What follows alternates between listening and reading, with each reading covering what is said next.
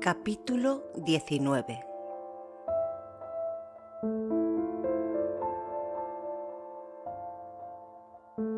Verdades y mentiras.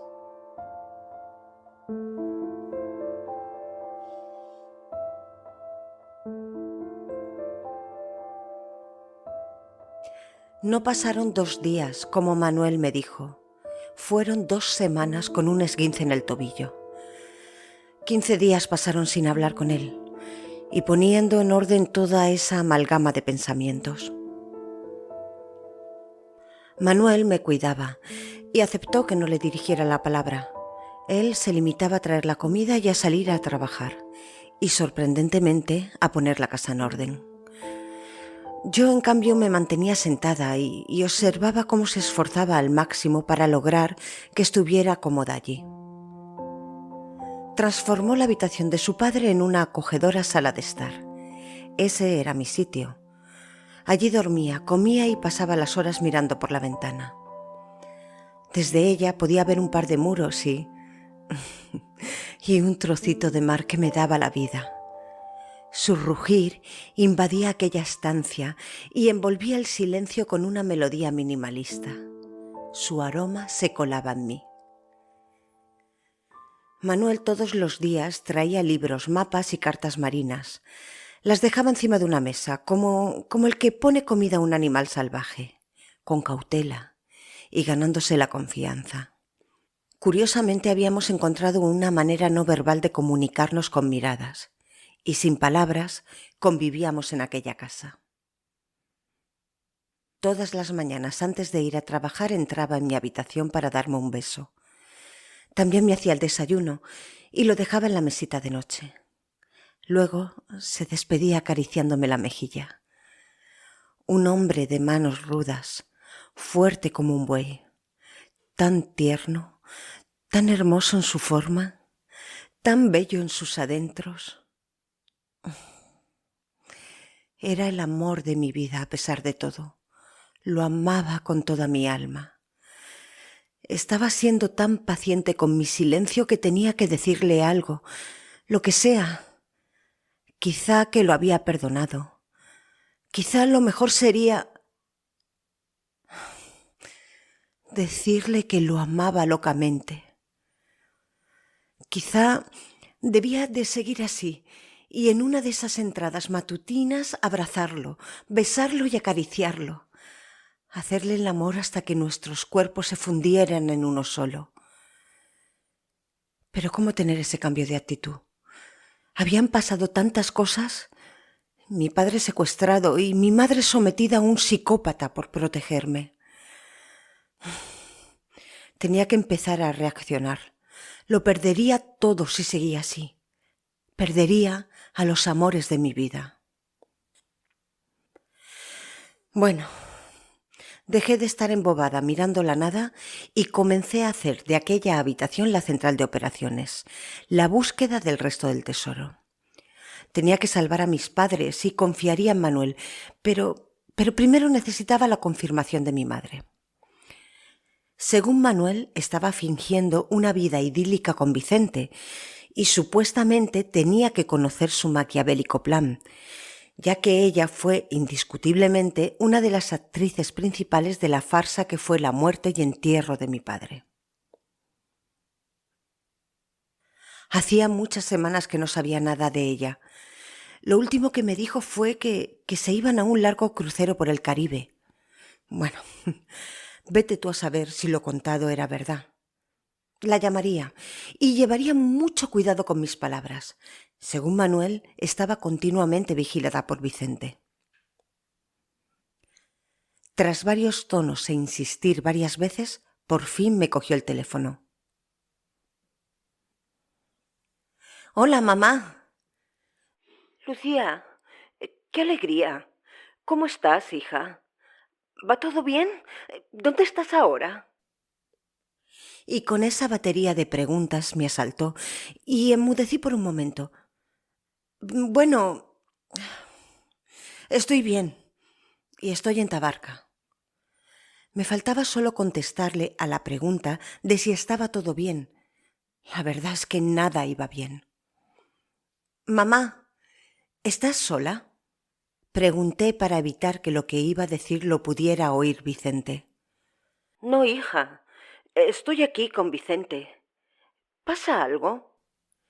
Sí, pasaba, y nadie se podía enterar. Mamá, intenta alejarte un poco, que voy a preguntarte algo que solo tú y yo debemos saber. Mamá, estoy con Manuel. Y se hizo el silencio. Daba la sensación de que el mundo se había parado bajo sus pies. Mamá, no te preocupes, porque todo está bien. Él me lo ha contado todo. Hasta lo de papá. Solo contéstame con un sí o con un no. ¿Tú estás bien? Tenía que haber empezado por ahí, pensé, y sin soltar bombas que te dejan bloqueada. Sí, contestó tras unos segundos. Y esa afirmación me dejó tranquila, y proseguí contando.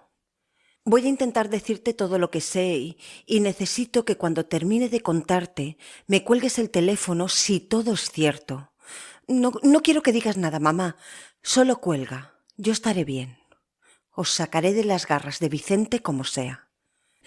Manuel me ha contado que tú estás secuestrada, que papá está vivo, preso, en algún barco en alta mar y que Vicente está dispuesto a matar por el resto del tesoro y en la pausa que hice para proseguir, mi madre colgó el teléfono. Y de esta manera se confirmó todo lo contado por Manuel. Él estaba de mi lado. El silencio se hizo en aquella habitación. Las mentiras estaban sangrando en mi corazón y tenía que abrir camino a machetazos, porque ya no importaba el pasado, ya no importaban las mentiras. Ahora solo había un camino, la verdad. Esa que me costaría entender entre todas las heridas de gravedad que sentía. Pero la sangre me hervía y cerré los ojos y lo vi todo. Ya no había excusas. Estaba obligada a sacar el coraje por mis padres, por el amor hacia Manuel y sobre todo por el odio hacia semejante psicópata, Vicente, que se había convertido en mi enemigo. Tenía que separar los sentimientos que enturbiaban mi razón, hacer dos secciones en mi cabeza, una práctica llena de datos y otra. No, necesitaba toda mi capacidad intelectual. Lo primero que haría sería hablar con Manuel. Nada de amor, tenía que ser libre, despertar mi instinto de búsqueda. Eso es lo primero que haría. Cojeando me puse manos a la obra. Esa habitación se convertiría en un espacio dedicado a la sabiduría, la sala de operaciones, y comencé a dibujar en la pared el mapa de Tabarca, pero no el actual, sino el que saqué de unos libros que trajo Manuel año 1772. Una vez dibujado tenía que situar el naufragio del galeón que llevaba el tesoro, y si no recuerdo mal, eso fue... ¿Dónde fue? En los Farallones, y allí bosquejé un bonito galeón en llamas. No olvidé dibujar también la piedra que encontré en la cueva del lobo marino. Y claro, tenía que volver al cementerio. Allí se encontraba la segunda pista, en el muro. Y cojeando, y sin ese ímpetu natal que tenía de andar corriendo a los sitios, me calcé y salí en busca de la segunda indicación pétrea. A Manuel aún le quedaban un par de horas de trabajo, y estaría en casa antes de que él llegara. Dicho y hecho, en media hora ya estaba frente al muro, buscando la señal. Con la luz del día el camposanto se convertía en un lugar más amable, casi romántico. Un silencioso y simple templo a la muerte, a la paz. Y podías imaginar una danza continua de sombras de barcos hundidos, de esos que ya no vuelven más, de esos que callan en el tiempo. Un lugar rodeado de mar con su sonido constante. Y pasé entre las tumbas, entre sus cruces. Había varios difuntos que se apellidaban Russo. Supuse que eran antiguos familiares de Manuel. Después del paseo volví al muro, y la verdad es que no me costó nada encontrar la piedra incrustada en él con cemento. No podía sacarla. Pero esa piedra no marcaba nada. Allí no estaría el tesoro. Solo me sirvió para confirmar que ese grabado no era casual, que marcaba el lugar, el escondite. Y recordé la historia que estaba escrita en el diario. A ver, el cementerio era bastante reciente. Tenía que descubrir de dónde se habían sacado las piedras para hacer el muro. Tenía que investigar sobre el camposanto. El sol ya empezaba a perder su fuerza y Manuel estaría a punto de volver a casa. Aún me quedaba media hora de camino para llegar. Mañana volveré más temprano, pensé. Tenía que ver cómo sacar esa maldita piedra del muro. La necesitaba. Si no era toda, un pequeño fragmento para poder hacer una comparación con las rocas de la isla. Llegué a casa con la oscuridad y Manuel ya estaba allí. Al verme vi en su cara desesperación, alivio y enfado. ¿De dónde vienes? Estaba preocupado. No puedes salir de casa con el pie así. Yo quedé quieta mirándolo y no pude evitarlo. Me acerqué a la velocidad que mi tobillo dolorido me permitió y esta vez sí. Lo besé, lo abracé y pedí perdón por no haberlo creído, por ser tan cabezota. Él se dejó querer. Y aunque dije que separaría los sentimientos, no pude hacerlo y me dejé llevar. Y vimos amanecer entre sábanas y entre sus besos y caricias. Y el día se convirtió en noche. Y los dos quedamos agotados, rendidos, y abrazados nos dormimos. Despertamos tarde, tan tarde que la noche nos volvió a abrazar con su silencio. Y nos volvimos a enredar como una posidonia desprendida de su fondo que se enreda en las redes de un pescador. Y de nuevo un principio, y de nuevo suspiré, y mi alma se enrocó en la suya y así pasamos 2 días con sus noches, alimentándonos con el amor que nos procesábamos. No puedo seguir sin ir a trabajar. Llevamos días encamados. Me tengo que ir ya. Y con una sonrisa mañanera se levantó de nuestra cama, nuestra pequeña isla de amor. Manuel, tenemos que ponernos a investigar. No seremos del todo libres si no hallamos el tesoro y se lo entregamos a tu padre. Necesito terminar con todo este asunto. Te necesito al 100%. Mira, esto no nos puede volver a pasar. Le dije mientras me sentaba en la cama y me recogía el pelo en una cola. Manuel me miró y esbozó una media sonrisa pícara. ¿Estás segura que no quieres? No. Bueno, sí. Sí, pero no. Tenemos que centrar todos nuestros esfuerzos en... Y sin dejar que terminara la frase, me besó. Vale. Lucía, nos centraremos en lo importante, que eres tú. ¿Qué quieres que haga? Quiero que te pongas los pantalones. Eso sería lo primero. No puedo concentrarme en lo que quiero viéndote así tan... ¿Tan qué? Manuel, eres insufrible. Anda, vístete ya. Encontré una pista en la tapia del cementerio. Es una piedra pulida y tiene unos círculos tallados. La necesito. ¿Podrías arrancarla para ver de qué lugar de la isla procede? Y mientras se vestía, comenzó a contarme la historia del cementerio nuevo. El camposanto es bastante reciente. Acuérdate que en el diario se contaba que el lobo vestía con ropajes de difuntos. Él se los arrancaba a los cadáveres que el mar desenterraba los días de oleaje. Fue, si mal no recuerdo, en 1913, cuando se inauguró el nuevo. ¿No has leído los libros y fotocopias que te he ido dejando? Preguntó extrañado, ya que conocía de mi curiosidad gatuna por tener toda la información de la isla. Manuel, sabes que mi cabeza necesitaba orden y paz. No tenía capacidad para leer, ni para memorizar un montón de datos. Manuel sonrió Y salió de la habitación y desde la cocina, mientras preparaba algo para desayunar, prosiguió con la historia. Pues vas a tener mucho trabajo. Parece ser que los políticos y técnicos venían a Tabarca a comer caldero gratis con la excusa de ver cómo y dónde lo iban a construir.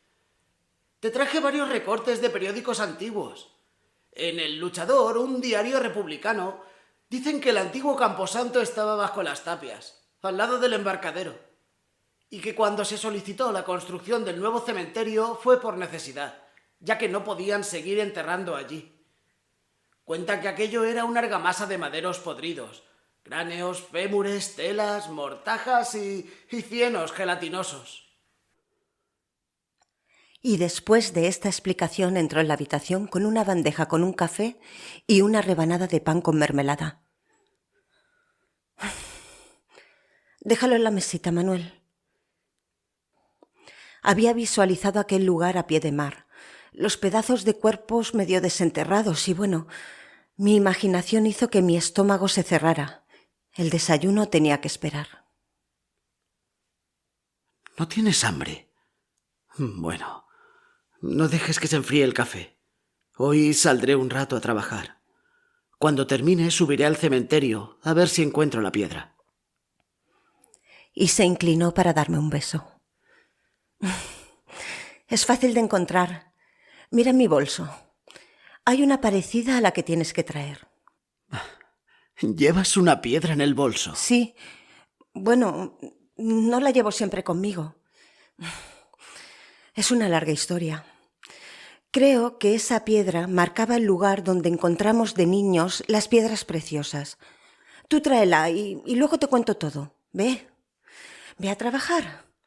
Vamos, déjame que me organice a solas. Sentí miedo y arrepentimiento. ¿Sería prudente contar todo lo que sabía?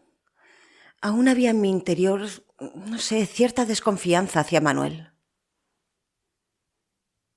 Bueno, me voy. No salgas y descansa. Ya estás casi recuperada. Y desayuna. Manuel se iba a la mar y yo quedaba sola. Ahora tenía que coger los libros, los recortes de periódicos, el diario y tenía que trazar un plan de búsqueda. Y rápidamente mi razón hizo que mis sentimientos por Manuel callaran. No daría más datos que los necesarios para buscar el dichoso tesoro. Manuel todavía no tenía toda mi confianza y guardaría ases en mi manga, por si acaso el marinero quisiera embarcarse en una nueva mentira, aunque ésta fuera solo por mi bien. Cogí la bandeja del desayuno y me fui hacia la habitación que había convertido en central de operaciones. Ciertamente Manuel me había recogido una gran cantidad de libros y de recortes de periódicos. Tenía que leerlos todos. ¡Ay! El diario de Lobo. Claro, las marcas de la tapa me llevarían directamente a los puntos donde se escondían el resto del tesoro. Aunque claro, uno de esos ya no era válido, porque la marca estaba en el cementerio y este era demasiado nuevo. La duda era a cuál de esos 5 puntos pertenecía. Y esa información solo la tenía yo, y no podía desvelarla. Realmente sería fácil la búsqueda del tesoro teniendo el diario en mi poder, pero necesitaba conocer la historia de la isla.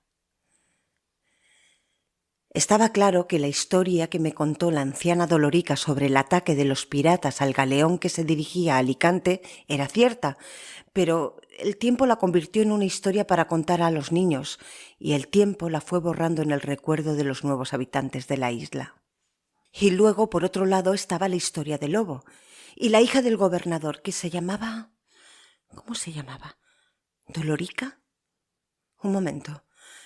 ¿Sería casualidad o quizá la anciana era... ¡Claro! Era ella. Ella era la amante del lobo. Las fechas cuadraban, encajaba.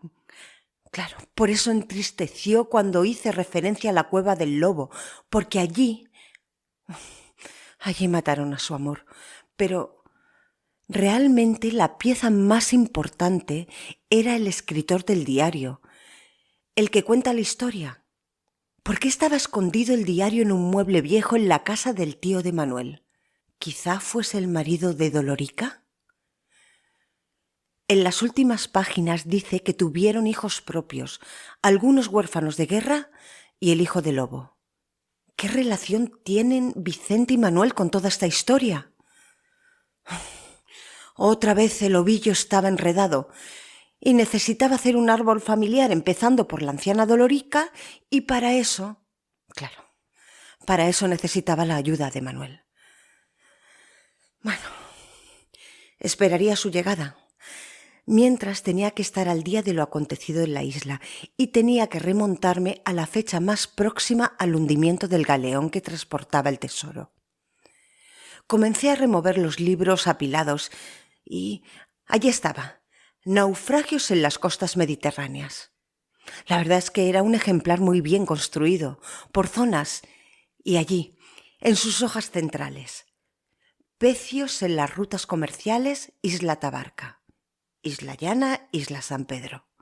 Bien, ya estaba en el camino, ahora a vivir la aventura de la búsqueda del tesoro. Y lo haría con Manuel. Pero realmente yo comandaba toda la búsqueda. Él solo sería un peón al servicio de la reina. Y esa era yo.